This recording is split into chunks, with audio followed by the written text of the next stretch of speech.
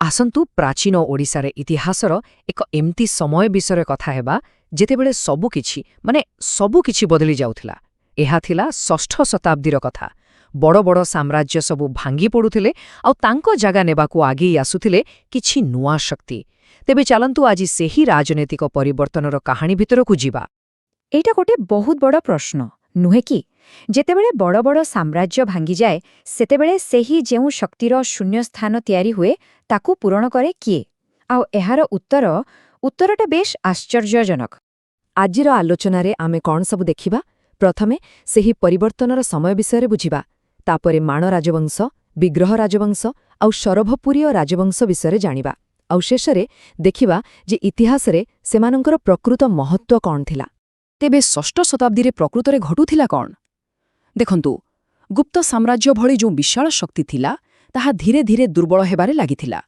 आउ एहार अर्थ थिला राजनैतिक अस्थिरता, गोटे बड़ शून्य स्थान। केही तो जणे दरकार थिले एही खाली जागकू भरिबा पाई। आउ सेतेबेले ही आगको आसिले छोटो छोटो आंचलिक शक्ति। एमाने केवल साधारण शासक नथिले, सेमाने थिले सेही अस्थिर समयर स्थिरतार स्तंभ।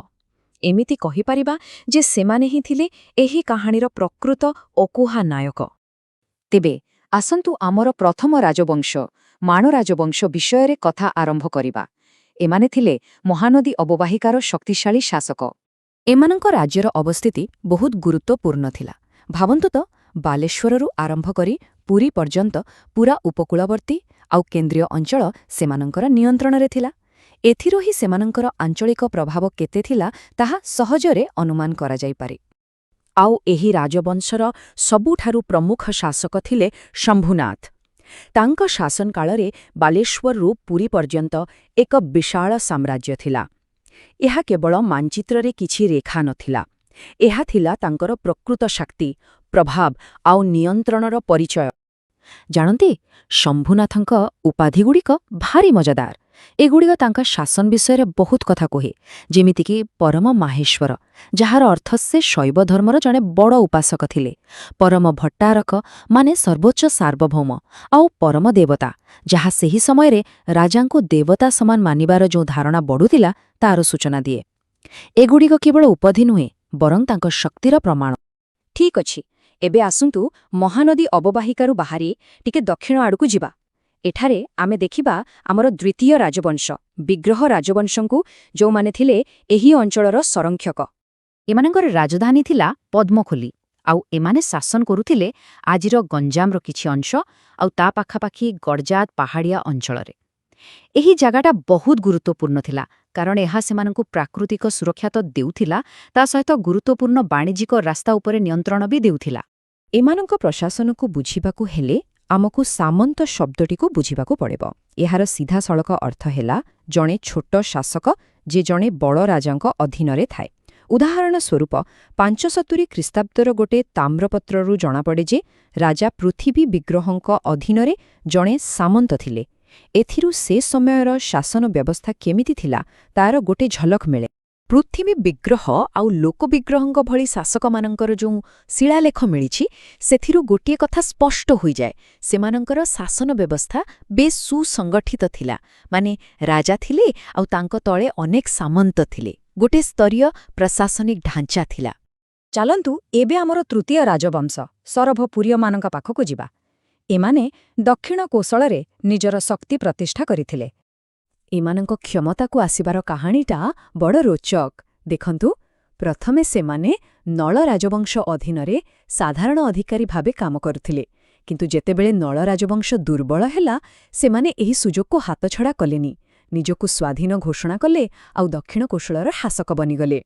एहाकू ही कुहाजाए राजनीतिक चतुरता। हेले सेमानंकर असल शक्ति केउंठी थिला जानते? सेमानंक पकेटरे, माने सेमानंकर आर्थिक स्थिरतारे। आउ एहार प्रमाण होउछि सुना। महेन्द्र आदित्य आउ प्रसन्न मात्रंक भଳି शासकमानंकर सुना मुद्रा मिलिछि। केउठी केउठी जानती? रायपुर, बिलासपुर, कलाहांडी, खरियार, एमितिकी मारागुड़ारू मध्य। एते जागरू सुना मुद्रा मिलिबा कोन दर्शाउछि?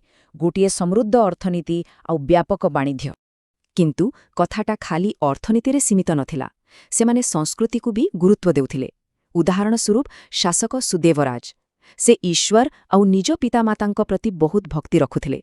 ଏହାଛଡ଼ା ସେ ଭୂମି ଆଉ ଗୋରୁଗାଈ ଭଳି ଜିନିଷକୁ ବହୁତ ଉଦାର ଭାବରେ ଦାନ କରୁଥିଲେ। ଏଥିରୁ ଜଣାପଡ଼େ ଯେ ସେମାନେ କେବଳ ଶକ୍ତିଶାଳୀ ନୁହେଁ, ପ୍ରଜାବତ୍ସଳ ଶାସକ ମଧ୍ୟ ଥିଲେ।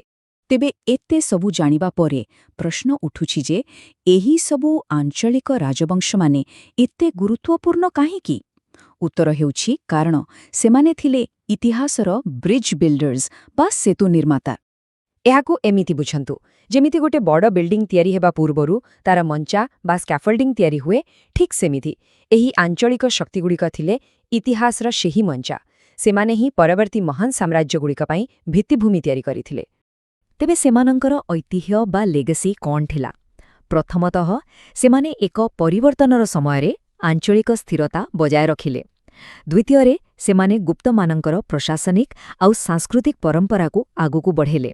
ଆଉ ସବୁଠୁ ଗୁରୁତ୍ୱପୂର୍ଣ୍ଣ କଥା ହେଲା, ସେମାନେ ଭବିଷ୍ୟତର ଶକ୍ତିଶାଳୀ ରାଜବଂଶ ପାଇଁ ଏକ ମଜବୁତ ଭିତ୍ତିଭୂମି ପ୍ରସ୍ତୁତ କଲେ। ଆଉ ଏହି ସବୁର ଫଳ କ'ଣ ହେଲା? ଏହାର ଫଳ ହେଲା ପୂର୍ବ ଗଙ୍ଗବଂଶ ଭଳି ଏକ ମହାନ ସାମ୍ରାଜ୍ୟର ଉତ୍ଥାନ। ଏହି ଆଞ୍ଚଳିକ ରାଜବଂଶମାନେ ଶାସନ, ସଂସ୍କୃତି ଆଉ ଅର୍ଥନୀତିରେ ଯେଉଁ ନିରନ୍ତରତା ଆଣିଲେ, ତାହା ହିଁ ପରବର୍ତ୍ତୀ ଯୁଗ ପାଇଁ ରାସ୍ତା ତିଆରି କଲା। ତେବେ ଶେଷରେ ଗୋଟେ କଥା ଚିନ୍ତା କରିବା ପାଇଁ ଛାଡ଼ିଯାଉଛି। ଇତିହାସ କ'ଣ କେବଳ ବଡ଼ ବଡ଼ ସାମ୍ରାଜ୍ୟଗୁଡ଼ିକର କାହାଣୀ, ନା ସେହି ଛୋଟ ଛୋଟ ଶକ୍ତିମାନଙ୍କର ବି କାହାଣୀ, ଯେଉଁମାନେ କି ଏକ ଅସ୍ଥିର ସମୟରେ ସବୁକିଛିକୁ ଏକାଠି ଧରି ରଖିଥିଲେ? ବୋଧହୁଏ ଇତିହାସକୁ ଦେଖିବାର ଏହି ଦୃଷ୍ଟିକୋଣକୁ ବଦଳାଇବାର ସମୟ ଆସିଛି।